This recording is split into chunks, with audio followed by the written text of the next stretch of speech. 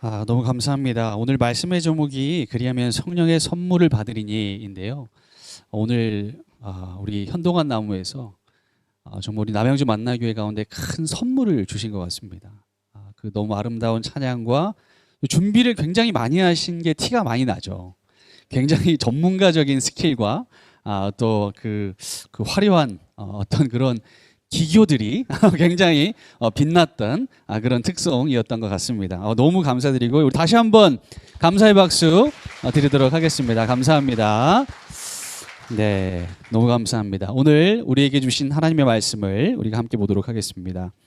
사도행전 2장 36절에서 42절까지의 말씀인데요. 우리가 한 절씩 교독하여 있고 마지막 42절은 함께 한 목소리로 읽도록 하겠습니다. 네, 제가 먼저 읽도록 하겠습니다. 그런즉 이스라엘 온 집은 확실히 알지니 너희가 십자가에 못 박은 이 예수를 하나님이 주와 그리스도가 되게 하셨느니라 아니라.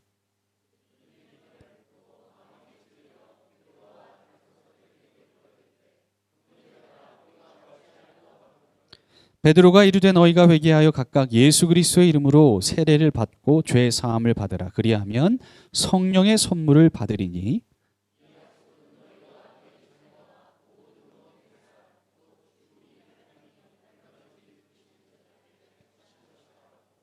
또 여러 말로 확증하며 권하여 이르되 너희가 이 패역한 세대에서 구원을 받으라 하니.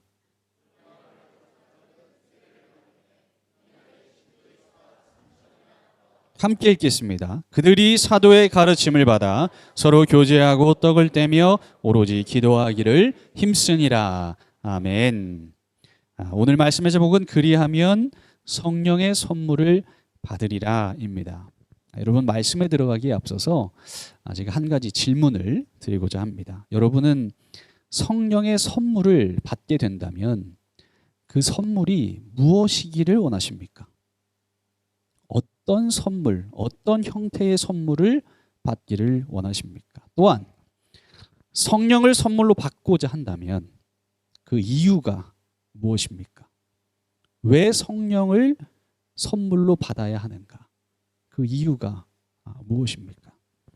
오늘 말씀을 통해서 우리가 이 질문에 대한 해답을 각자가 찾게 되기를 주님의 이름으로 축복을 드립니다. 예수님께서 승천하시고 제자들은 어찌하여 서서 하늘을 쳐다보느냐라는 천사들의 질책을 받았습니다. 지난주에 함께 우리가 이 말씀을 나누었죠. 그 이후에 제자들은 감람원이라 하는 산으로부터 예루살렘으로 돌아옵니다. 그리고 그들은 승천하신 예수님을 마음에 품고 무엇을 하느냐? 오로지 기도에 힘쓰니라. 성경은 그렇게 기록하고 있습니다. 또 시간이 흘러 오순절 날이 이르렀고 여느 때와 마찬가지로 제자들은 다 같이 한 곳에 모입니다. 말씀에는 이때 모여서 무엇을 했는지에 대한 기록은 나와 있지 않지만 추측하건대 그들은 모여서 무엇을 했을까요? 오로지 기도에 힘썼을 것입니다. 사도행전 2장 1절부터 4절까지의 말씀을 보면 당시의 상황을 이렇게 묘사합니다. 오순절 날이 이미 이름에 그들이 다 같이 한 곳에 모였더니 호련히 하늘로부터 급하고 강한 바람 같은 소리가 있어 그들이 앉은 온 집에 가득하며 마치 불의 혀처럼 갈라지는 것들이 그들에게 보여 각 사람 위에 하나씩 임하여 있더니 그들이 다 성령의 충만함을 받고 성령이 말하게 하심을 따라 다른 언어들로 말하기를 시작하니라. 아멘. 예수님께서 말씀하시던 그리고 그들이 기다리고 기대하던 성령이 그들에게 임하였습니다. 말씀에는 호련히라는 단어가 사용되었는데요. 이 단어가 우리가 이해하기로는 어느 날 갑자기 성령이 임하였다 이렇게 우리가 이해할 수도 있는데 저는 그렇게 생각이 되지는 않더라고요. 이 호련히라는 뜻을 가진 원어는 아프노라고 하는데요. 기대하지도 않았는데 혹은 부지 중에 또 혹은 갑자기라는 뜻을 가지고 있습니다. 예수님의 승천 이후 그들이 다 같이 한 곳에 모였고 즉 마음을 같이 하였다라고도 해석할 수 있을 텐데 같이 모였고 그 목적은 하나였습니다. 계속해서 말씀드리지만 오로지 기도하기에 힘썼습니다. 그때에 그들이 모여서 오로지 기도하기에 힘썼을 때에 그때에 호련히 부지 중에 갑자기 기대하지도 않았는데 성령이 각 사람에게 임재하신 것이지요. 저는 이것을 때가 참에라고 이야기하고 싶더라고요. 서로 모여서 기도하기에 힘을 썼더니 때가 참에 호련히 성령이 그들에게 임하였다. 사랑하는 여러분, 제가 말씀을 준비하면서 그런 생각이 들었습니다. 특별히 우리 남양주 만나교회를 생각하면서 우리 남양주 만나교회가 가장 첫 번째로 해야 할 일이 무엇일까? 그것은 바로 오직 기도에 힘쓰니라. 우리가 오로지 기도에 힘쓸 때 호련히 부지 중에 기대하지도 않았던 그 어떤 순간에 때가 찼을 때에 하나님께서 우리 남양주 만나교회 가운데 정말 뜨거운 성령을 부어주시지 않을까. 그리고 그 성령으로 말미암아 우리 교회가 세상이 보여주지 못하는 그 놀라운 기적을 행하는 교회가 되지 않을까. 그런 생각을 하게 되었습니다. 마음을 같이하여 오로지 기도에 힘쓰는 것. 이것이 우리 남양주 만나교회가 가장 먼저 해야 할 일이 아닐까. 그런 생각을 하게 되었습니다. 자, 이렇게 성령님의 임재 이후에 제자들에게 큰 변화가 찾아옵니다. 그리고 그런 제자들을 통해서 교회의 역사가 시작이 되는데요. 제자들이 받게 된 성령의 선물은 너무나도 명확합니다. 승천하시기 전 예수님께서 제자들에게 뭐라고 말씀하셨죠? 여러분 기억하십니까? 사도행전 1장 8절의 말씀. 함께 볼까요? 함께 읽겠습니다. 오직 성령이 너희에게 임하시면 너희가 권능을 받고 예루살렘과 온 유대와 사마리아와 땅끝까지 이르러 내 증인이 되리라 하시니라. 아멘. 무엇을 받았다고요? 권능. 성령을 받으면 무엇이 그들에게 임하는가? 권능이 임하는 것입니다. 그렇다면 이 권능이 과연 무엇일까? 첫 번째, 감추어진 말씀을 보게 하십니다. 감추어진 말씀을 깨닫게 하시는 그 능력을 주신다는 것이죠. 우리가 성령을 생각할 때 오해하지 말아야 될 것이 있습니다. 이 권능도 마찬가지인데 어떤 에너지나 힘 이러한 것들을 우리가 생각할 때가 참 많이 있습니다.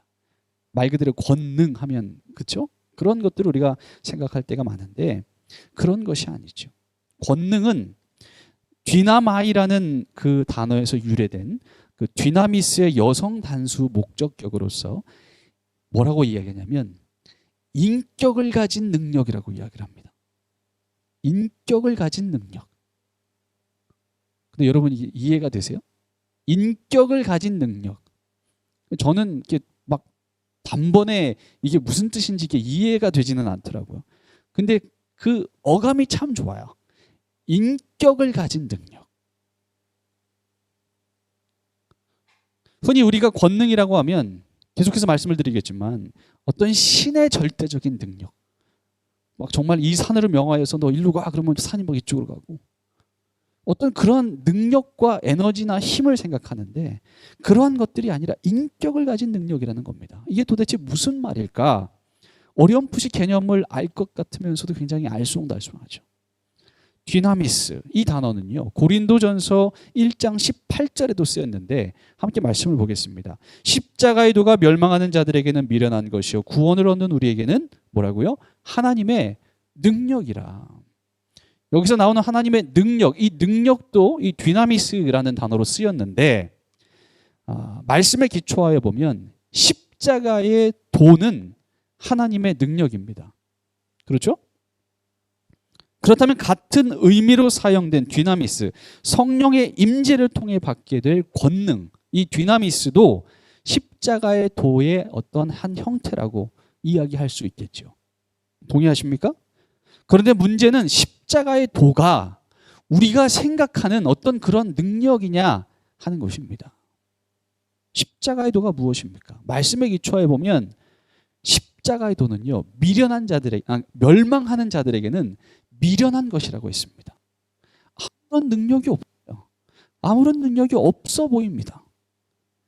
이는 예수님을 영접하지 않은 자들의 시선에서 바라보는 해석인데 좀 이상하지 않습니까? 능력이요 권세라면, 그리고 그것이 예수님을 영접하지 않은 자들에게 좀 매력적으로 보이고 좀 힘이 있어 보여야 그들이 납득을 하고 그것을 바라보고 쫓아갈 텐데, 미련해 보인다면 누가 그것을 선택하고 그것을 쫓아가고 따라가겠습니까?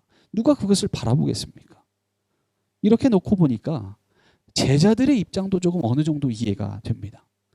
제가 한번 상상을 해본 거예요.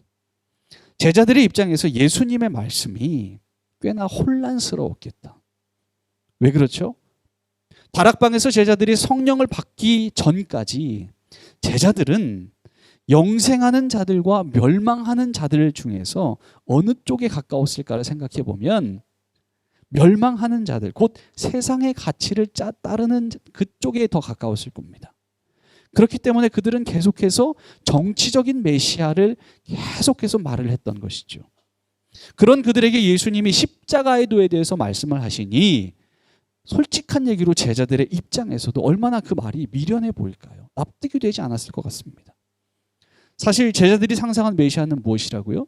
로마의 압제로부터 이스라엘 백성들을 구원해주는 어떤 그러한 정치적인 메시아, 신화 속 영웅의 모습들을 생각했을 겁니다. 어떤 슈퍼맨을 생각했겠죠. 압도적이고 초자연적인 힘을 가지고 있는 그러한 존재를 꿈꿨을 텐데, 실제로 예수님께서는 그러한 모습들을 보여주셨지요. 귀신을 내어쫓고 풍랑을 잠잠하게 만들고 물을 포도주로 변화시키고 죽은 자를 살려내고 보리떡 5개와 물고기 2마리로 수천 명을 먹이는 기적을 행하셨습니다. 제자들은 그 모습을 볼 때마다 말할 수 없는 희열을 느꼈을 겁니다. 그래, 이 사람이라면 내가 따라갈 만하다. 우리가 비주류로 살아왔는데 이제는 주류로 나아갈 수 있겠구나.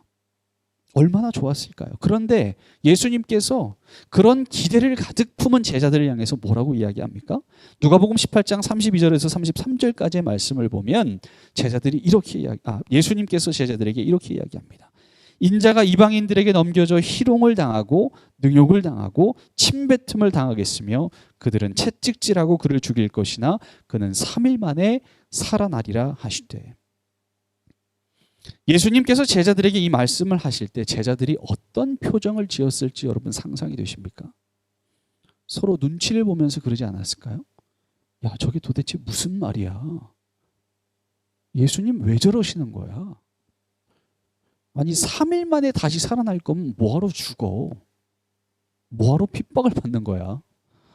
아니 죽은 사람도 살리고 풍랑을 잠잠하게 하고 물 위를 걷는 능력도 있으면서 왜 조롱을 당하고 왜 능욕을 당하는 거야? 납득이 되지 않겠죠. 굉장히 합리적인 의심 아니겠습니까? 34절을 보면 이렇게 기록되어 있습니다. 제자들이 이것을 하나도 깨닫지 못하였으니 그 말씀이 감추었으므로 그들이 그 이르신 바를 알지 못하였더라. 그러니까 깨닫지 못하는 거예요. 이해하지 못하고 납득하지 못하고 왜 저 이야기를 하시는지 이해가 되지 않는 겁니다. 왜 그랬을까요? 하나님의 진정한 능력과 계획과 그 섭리에는 관심이 없기 때문에 그렇습니다. 관심이 없으니까 예수님의 말씀을 이해하지도 못했을 것이고, 아니 이해하려고 시도조차 하지 않았겠지요. 그러다 보니까 말씀이 제자들로부터 숨어버린 것이 아닐까. 왜냐하면 말씀이 곧 하나님이시고 하나님의 말씀은 살아있고 운동력이 있잖아요. 말씀이 숨어버린 거예요. 그런데 그런 그들에게 성령이 임하게 되자 그들로부터 숨어버렸던, 감추어졌던 예수님의 말씀이 드러나게 되었고 제자들이 그 말씀을 이해하고 깨닫게 되기 시작했다는 겁니다. 그리고 말씀을 깨달은 제자들에게 찾아온 변화가 있는데 그것이 무엇이냐면 멸망하는 자들 그 위치에서 영에 속한 자의 말을 하게 되는 것이죠. 두 번째, 성령으로부터 선물을 받게 되는데 그것이 무엇이냐?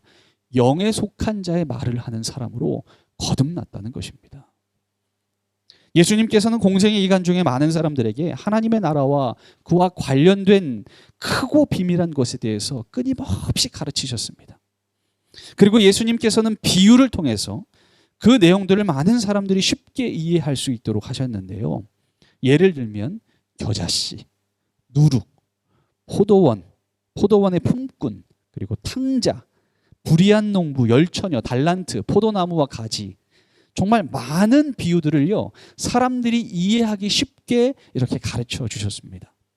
예수님의 말씀을 들은 사람들이 얼마나 그 말씀을 다 이해했는지 우리가 다 알 수는 없겠지만 굉장히 탁월한 그 비유를 통해서 하나님의 나라와 그리고 감추어진 그 비밀들을 예수님은 알려주셨습니다.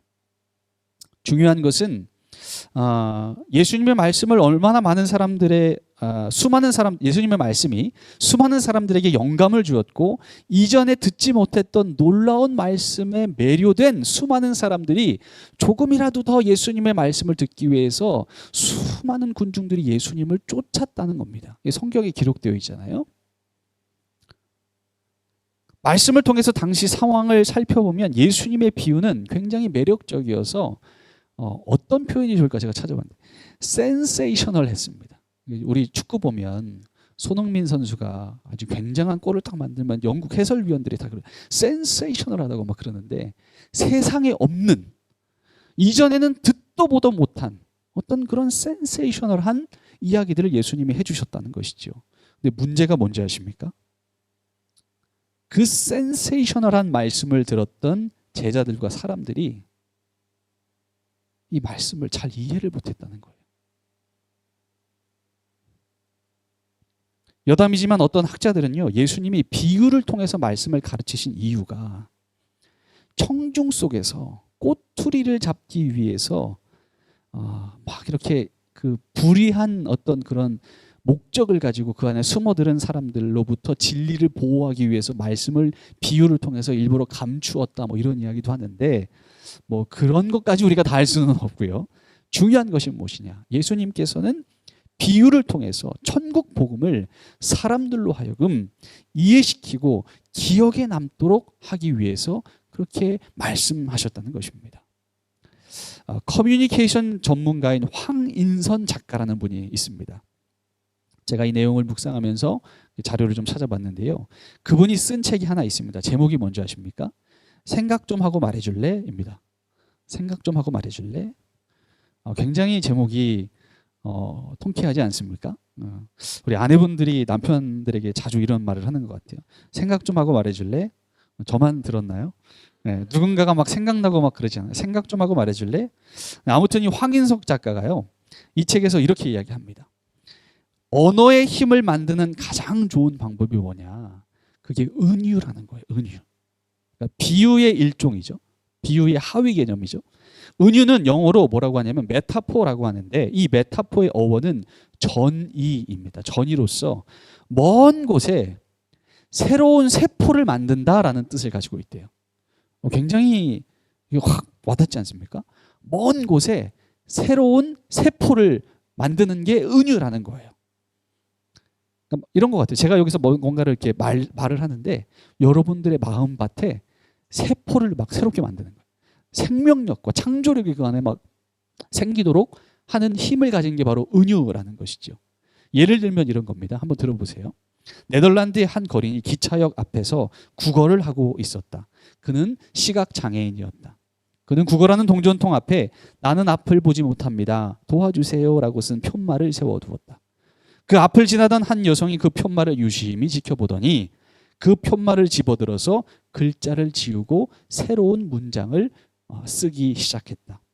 그러자 평소보다 수십 배나 많은 돈이 동전통을 채우는 것이 아닌가. 그 여자가 바꾼 그 문구는 이런 것이었다. 나는 봄이 와도 봄을 볼 수 없습니다. 나는 앞을 볼 수 없습니다를 이렇게 바꾼 거예요. 나는 봄이 와도 봄을 볼 수 없습니다. 나와는 아무 상관없는 거린. 이 사람의 아픔이 무엇인지, 이 사람의 인생에 어떠한 안타까움이 있는지 사람들은 알려고도 하지 않고 관심도 갖지 않습니다. 나는 앞을 보지 못합니다. 도와주세요.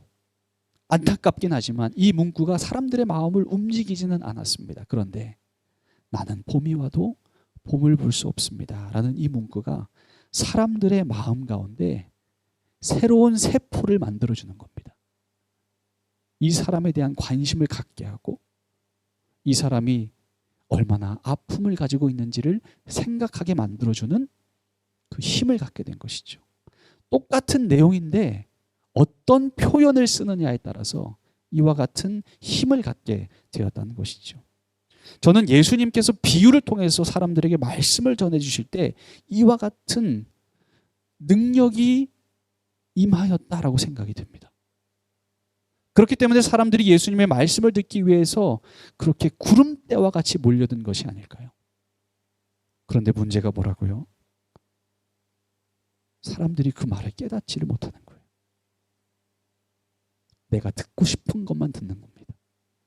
나에게 필요한 것만 골라서 정작 예수님이 말씀하시고자 하는 그 십자가의 도가 뭔지에 대해서는 관심이 없고 내가 원하는 것만 골라 듣는 거예요.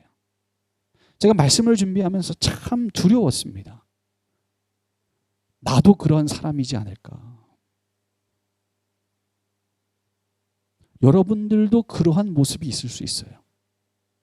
아무리 많은 말씀을 듣고 아무리 기도를 하고 아무리 성경 통독을 해도 듣고자 하는 귀가 없으면 깨닫지를 못하는 겁니다. 근데 우리가 어떻게 깨달을 수 있느냐? 성령님이 우리 가운데 임하시면 인격적인 능력을 가지고 계신 성령님께서 우리에게 하나씩 하나씩 알려주신다는 것입니다. 그것이 성령이 가지고 있는 신비입니다. 그것이 능력이라는 것이죠. 오늘 본문 말씀을 보면요, 참 감격스러운 장면이 나옵니다. 베드로와 11사도가 디아스포라 유대인들에게 다음과 같이 선포합니다. 오늘 본문 36절 말씀이죠. 그런즉 이스라엘 온 집은 확실히 알지니 너희가 십자가에 못 박은 이 예수를 하나님이 주와 그리스도가 되게 하셨느니라 하니라. 아멘. 제자들이 예수님으로부터 늘 들었던 말이 무엇이죠? 너희가 어찌하여 깨닫지 못하느냐. 그런데 그런 제자들이 지금 무슨 말을 하고 있습니까? 그런즉 이스라엘 온 집은 확실히 알지니 너희가 십자가에 못 박은 이 예수를 하나님이 주와 그리스도가 되게 하셨느니라. 불과 얼마 전까지만 해도요, 베드로와 사도들은, 제자들은요, 승천을 코앞에 둔 예수님에게 이렇게 질문했어요. 이스라엘 나라가 회복함이 이때니까. 지난주에 이 질문에 담긴 의도가 무엇인지 설명했는데 여러분 기억하십니까? 제자들은 하나님의 나라와 복음의 기쁜 소식, 그런 것들을 바라보지 못했습니다. 그저 어떻게 하면 이 이스라엘 나라가 회복될 수 있을까? 회복되었을 때 내가 어떻게 하면 한 자리 차지할 수 있을까? 그러한 것들에 관심을 가졌던 것인데, 그런 이 제자들이 성령 받고 이러한 이야기를 하고 있는 것입니다. 놀라움은 여기서 끝나지 않습니다. 베드로와 사도들의 말을 들은 사람들은요, 그 말을 듣고 반응하기 시작합니다. 예수님의 비유를 듣고도 깨닫지 못했던 사람들이 성령 충만함으로 크고 비밀한 하나님의 비밀을, 하나님 나라의 비밀을 이야기하는 제자들의 말을 듣고 반응하기 시작합니다. 37절 말씀. 그들이 이 말을 듣고 마음에 찔려 베드로와 다른 사도들에게 물어 이르되 형제들아 우리가 어찌 알고 하거늘. 원어로 여기 찔려, 마음에 찔려서 이 찔려라는 단어는요, 카타니소라고 하는데요. 원어적 의미는 상징적으로 참 재밌어요. 속살을 찌르다. 속살을 찌른대요. 속살을 찌르다. 제가 말씀을 묵상하는데 어떤 말씀이 하나 딱 생각이 났습니다. 히브리서 4장 12절 말씀. 하나님의 말씀은 살았고 운동력이 있어 좌우의 날선 어떤 검보다도 예리하여 혼과 영과 및 관절과 골수를 찔러 쪼개기까지 하며 또 마음의 생각과 뜻을 감찰하나니. 히브리서의 말씀을 통해서 속살을 찌른다라는 표현을 제가 묵상을 하는데 저에게 이렇게 들렸습니다. 베드로와 11사도들이 말씀으로 사람들의 심령 가장 깊숙한 곳을 찔렀다. 카타니수의 또 다른 뜻으로 동요시키다라는 뜻도 있는데요. 이 뜻을 나란히 이렇게 놓고 보니까 이런 해석이 되었습니다. 베드로와 11 사도들로 인해 사람들의 심령 가장 깊숙한 곳이 찔려서 지금까지 그들이 품고 있었던 가치관이 흔들리기 시작했다는 겁니다. 동요하기 시작했다는 겁니다. 이것은 굉장한 사건입니다. 왜냐하면 지금 베드로와 11 사도들이 상대하고 있는 사람들이 누구입니까? 디아스포라 유대인들입니다. 그는 그냥 유대인들도 아니고요. 사도행전 2장 5절을 보면 이들을 경건한 유대인이라고 표현을 하는데요. 분명한 신앙 고백이 있고 분명한 지식과 신앙적 지식과 신념이 있는 사람들이었습니다. 특별히 이들은 자신의 신앙을 위해서 기존에 살던 터전을 떠나서 예루살렘으로 이주한 디아스포라 유대인들이었기 때문에 성전을 사모하며 하나님의 뜻대로 살기를 소원하였던 사람들이었습니다. 비록 그들은 예수님을 영접하지는 않았지만 하나님을 향한 열정과 경외심을 가지고 있었습니다. 그렇기 때문에 웬만한 지혜 있는 말로서는요, 이들을 설득하기란 여간 어려운 것이 아니었습니다. 그런데 그런 자들이 갈릴리 출신 제자들의 말을 듣고 이렇게 물어보는 겁니다. 우리가 어찌해야 합니까? 우리가 어찌해야 합니까? 놀라운 일이 아닐 수 없지요. 어떻게 이런 일이 일어날 수 있는 것일까? 성령의 충만함을 입게 되자 육에 속한 자의 말을 하는 것이 아니라 영에 속한 말을 하게 되었기 때문입니다. 그리고 그것이 사람들의 심령을 움직이는 권능의 말이 되었던 것입니다. 바라기는 이 자리에 계신 여러분 한 사람 한 사람이 영에 속한 자의 말을 하시기를 주님의 이름으로 축복을 드립니다. 여러분들의 입술에서 생명의 말이 나와야지 멸망하는 자들이 내뱉는 그러한 말들이 나오면 되겠습니까? 영에 속한 자의 말을 하게 되기를 소망합니다. 그래서 여러분들의 입술을 통해서 선포되는 하나님의 말씀을 통해서 한 영혼이 주님 앞으로 돌아오는 기적의 역사가 일어나기를 주님의 이름으로 축복합니다. 세 번째, 마땅히 구해야 할 것을 구하게 하신다. 결과적으로 감추어진 말씀을 깨닫고 영에 속한 자의 말을 하게 된 제자들이 진리의 말씀을 사람들에게 선포하자 사람들이 그 말을 듣고 깨닫게 되고 마땅히 구해야 할 것을 구하고 마땅히 행해야 할 것들을 행하기 시작합니다. 예수님을 영접했던 자들이 했던 일이 무엇입니까? 우리 함께 읽겠습니다. 2장 42절부터 47절까지의 말씀인데요. 우리가 함께 읽겠습니다. 서로 교제하고 떡을 떼며 오로지 기도하기를 힘쓰니라.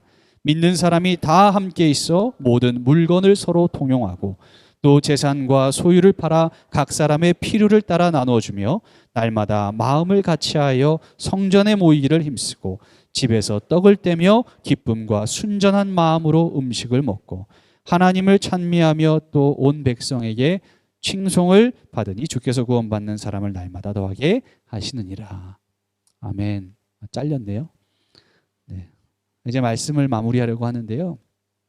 사랑하는 여러분, 여러분들의 삶 가운데 그리고 특별히 우리 남양주 만나교회 가운데 우리가 무엇을 꿈꾸고 무엇을 구하고 무엇을 향하여 나아가야 하는가, 그것을 우리가 한번 생각해 봤으면 좋겠습니다. 예수 믿고 구원받아서 축복받는 것, 이것이 우리의 신앙생활의 목적입니까? 틀린 건 아닌데 우리가 우리의 인생 가운데 조금 더 특별한 일을 하기를 원합니다. 그런데 그 특별한 일이라는 게 우리가 생각하는 그런 내용들이 아닙니다. 바로 오늘 함께 읽었던 42절에서 47절까지의 이 말씀, 그리고 제자들이 승천하신 예수님을 떠나보내고 했던 일들, 다 같이 함께 모여서 오직 기도하기에 힘썼던 그 모습들, 그 초대교회의 모습들이 회복되기를, 그리고 그것이 우리 신앙생활의 목적이 되고 방향성이 되기를 주님의 이름으로 간절히 축복을 드립니다. 오늘날 한국교회가 그것을 잃어버린 것이 아닐까, 우리가 그것을 잃어버린 것은 아닐까. 우리가 신앙생활을 통해서 무언가 특별한 것들을 자꾸 드러내고 싶어 합니다. 제자들이 그러했던 것처럼 우리가 기대하고 우리가 꿈꾸는 것들이 있습니다. 그런데 그것은 부차적인 것입니다. 가장 먼저 우리가 해야 할 것은 모이기에 힘쓰고 오직 기도하기에 힘쓰는 그 모습들을 통하여서 성령의 충만함이 우리 가운데 임하게 되고, 그것을 통해서 감추어진 말씀을 깨닫고 우리 입술을 통해서 영에 속한 자의 말들이, 그 생명의 말씀이 선포되는 것, 그것이 우리가 가장 소망하고 우리가 가장 갈망하는 것이 되어야 할 줄로 믿습니다. 성령 강림을 통해서 여러분들은 지금 무엇을 구하고 계십니까? 성령의 능력, 성령으로부터 받게 될 선물, 여러분 뭘 생각하고 계십니까? 내 삶이 조금 더 특별해지는 것, 내 삶 가운데 정말 기적과도 같은 일들이 일어나는 것, 내 사업이 30배, 60배, 100배 축복을 받는 것, 내 자녀가 어느 날 갑자기 서울대, 연대, 고대를 들어가게 되는 것, 그런 것이 아니죠. 내가 영에 속한 자의 말을 하고 감추어진 말씀을 바라보고 깨닫고 이해하고 그것을 통해서 마땅히 해야 될 것이 무엇인지를 내가 알고 구하는 자가 되는 것. 왜 하나님께서 우리에게 교회를 허락하여 주셨고, 왜 우리에게 기도의 자리를 허락하여 주셨고, 왜 우리에게 기도할 수 있는 여건을 허락하여 주셨는가, 그것을 우리가 좀 깊이 깨달았으면 좋겠습니다. 서울대 철학과 교수이신 장동민 목사님이요, 광장과 골방이라는 책에서 이런 이야기를 해주셨습니다. 성령의 능력 가운데 가장 핵심적인 것은 죄를 이기는 내적 능력이다. 믿는 자가 모든 것을 할 수 있다는 빌립보서 4장 13절의 말씀은 하나님께서 주시는 내적 능력 때문에 가난해도 비굴하지 않고 부자가 되어도 물질의 유혹에 넘어가지 않을 수 있다는 의미다. 병을 고치고 귀신을 쫓아내는 능력은 내적 능력이 밖으로 나타난 증거이며 사랑의 복음을 전파하기 위한 수단이다. 성령께서 각 사람에게 은사를 주시는 이유는 성도를 섬김으로써 교회를 세우며 세상에 봉사하라는 것이다. 홀리와 파워의 조합이 성경에 있는지는 모르겠으나 진정한 의미의 홀리 파워는 파워보다는 홀리의 강조점이 있다. 이는 거룩한 사람들이 능력으로 세상을 지배하고 싶다는 권력욕의 표현이 아니라 하나님이 주시는 내적 능력으로 거룩함을 되찾고 싶다는 간절한 기원이어야 한다. 뭐라고요? 진정한 의미의 홀리 파워는 파워보다는 홀리, 거룩함에 강조점이 있다는 겁니다. 여러분들은 성령의 능력을 통하여서 무엇을 선물로 받고 싶으십니까?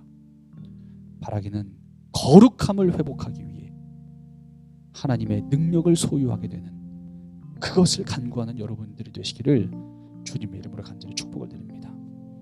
더 이상 무슨 말이 필요할까요? 사랑하는 여러분, 우리 함께 찬양하며 결단하기를 원하는데요, 꽤 오래된 찬양이죠. 부흥2000이라는 찬양입니다. 오소서 진리의 성령님. 가사를 보면 이런 내용들이 있습니다. 이 땅 오소서 진리의 성령님, 이 땅 흔들며 임하소서. 거짓과 탐욕, 죄악에 무너진 우리 가슴 정케 하소서. 부흥의 불길 타오르게 하소서. 진리의 말씀 이 땅 새롭게 하소서. 은혜의 강물 흐르게 하소서. 성령의 바람 이 땅 가득 불어와 흰옷 입은 주의 순결한 백성 주의 영광 위에 이제 일어나 열방을 치유하며 행진하는 영광의 그날을 주소서. 이것이 여러분들의 가장 간절한 소망이 되기를 주님의 이름으로 축복을 드립니다. 이와 같은 고백 없이 우리가 하나님께 어떻게 바로 설 수 있겠습니까?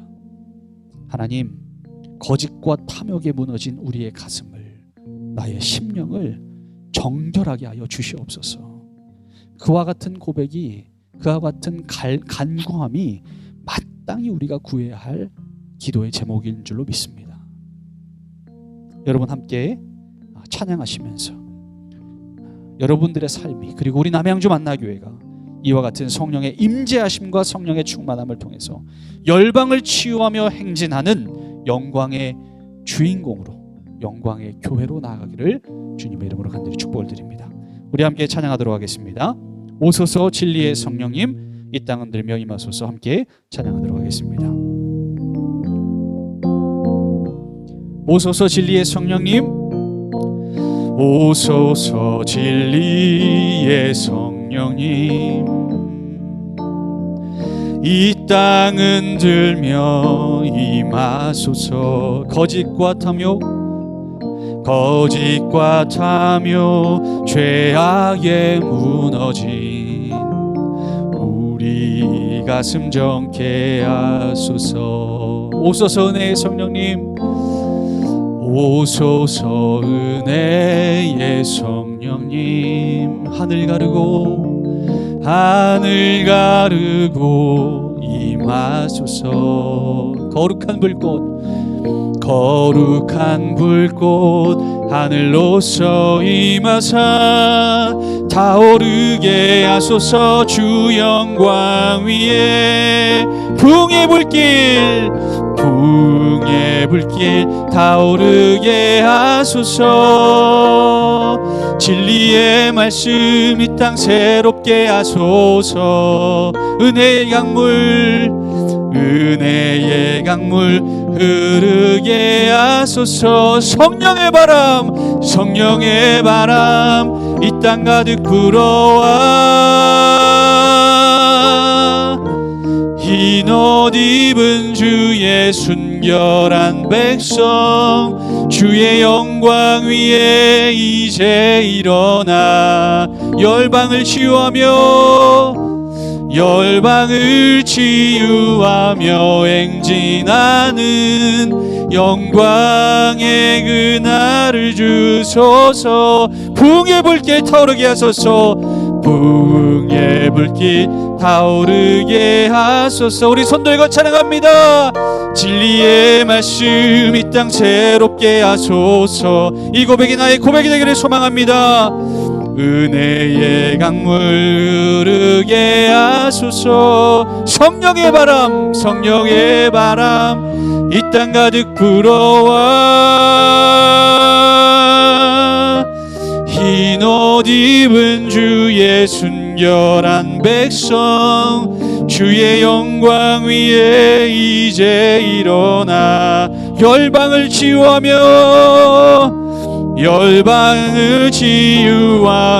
행진하는 영광의 그날을 주소서. 다시 한번 고백합니다. 붕의 불길 타오르게 하소서. 진리의 말씀 이 땅 새롭게 하소서. 은혜의 강물 흐르게 하소서. 은혜의 강물 흐르게 하소서. 성령의 바람 이 땅 가득 불어와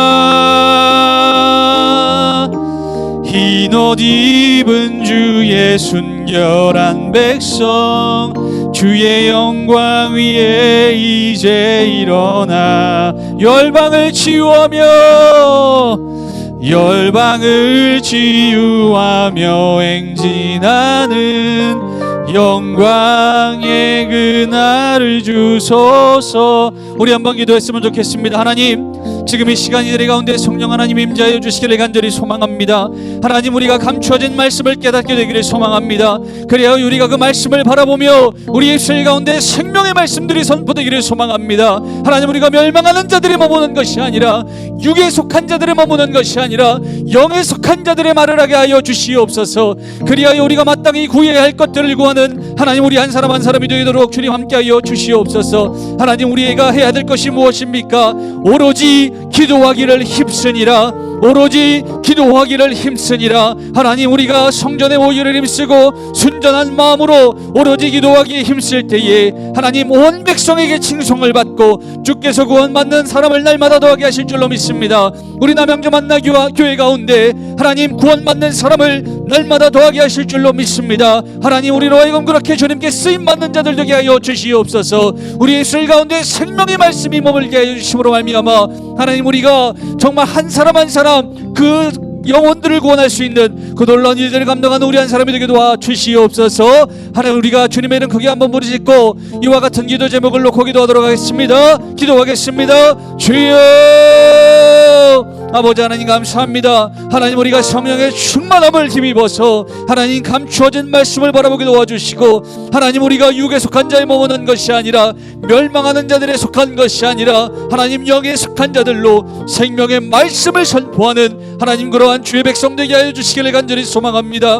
오로지 기도하기를 힘쓰니라, 오로지 기도하기를 힘쓰니라. 아버지 하나님 우리로 하여금 그와 같은 놀라운 기적의 역사들이 우리의 삶 가운데 일어날 수 있도록 주여 함께하여 주시기를 간절히 소망합니다. 하나님 우리 가운데 함께하여 주시옵소서. 성령의 충만함으로 하나님 우리가 마땅히 구해야 할 것이 무엇인지를 바라보며 하나님 우리가 기도하기에 힘쓰는 자들이 되게 도와주시옵소서. 하나님 우리를 통하여서 하나님 놀라운 일들이 일어나기를 간절히 소망합니다. 하나님 우리를 통하여서 놀라운 기적들이 선포되기를 간절히 소망합니다. 하나님 온 백성에게 칭송을 받고 주께서 구원받는 사람을 날마다 더하게 하시리라. 하나님 이것이 우리의 인생의 목표가 되게 하여 주시옵소서. 하나님 날마다 구원받는 자들이 늘어날 때마다 하나님 우리가 기뻐하는 자들이 되게 도와주시기를 간절히 소망합니다. 우리 주님과 함께 합력하여 선을 이루는 자들이 될 수 있도록 주여 함께하여 주시옵소서. 하나님 우리 가운데 역사하여 주실 때에 하나님 우리의 인생 가운데 성령님과 함께하는 놀라운 기적을 우리가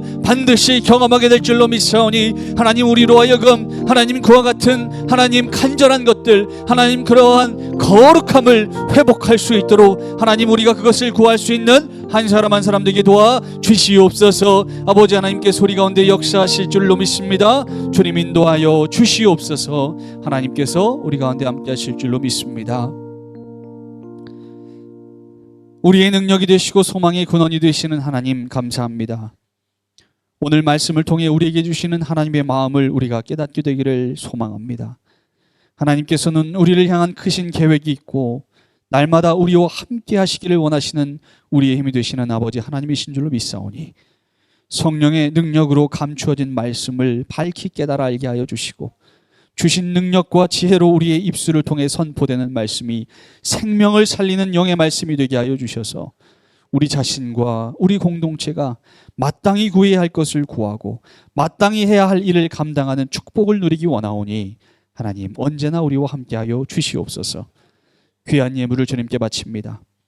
이 예물이 하나님 나라를 위하여 쓰여지게 하시고 들여진 손길 가운데 하늘의 신령한 복과 땅의 기름진 것으로 채워주셔서 각 가정과 직장과 사업장 가운데 넘치는 은혜를 더하여 주시고, 선물 허락하신 자녀 손들에게 지혜와 명철을 허락하여 주셔서 하나님께 귀하게 쓰임받고 시대적인 사명을 감당하는 복된 인생이 될 수 있도록 함께하여 주시옵소서. 이 시간 아픈 상처와 병든 몸과 마음으로 신음하는 당신의 거룩한 백성들을 위해 기도합니다.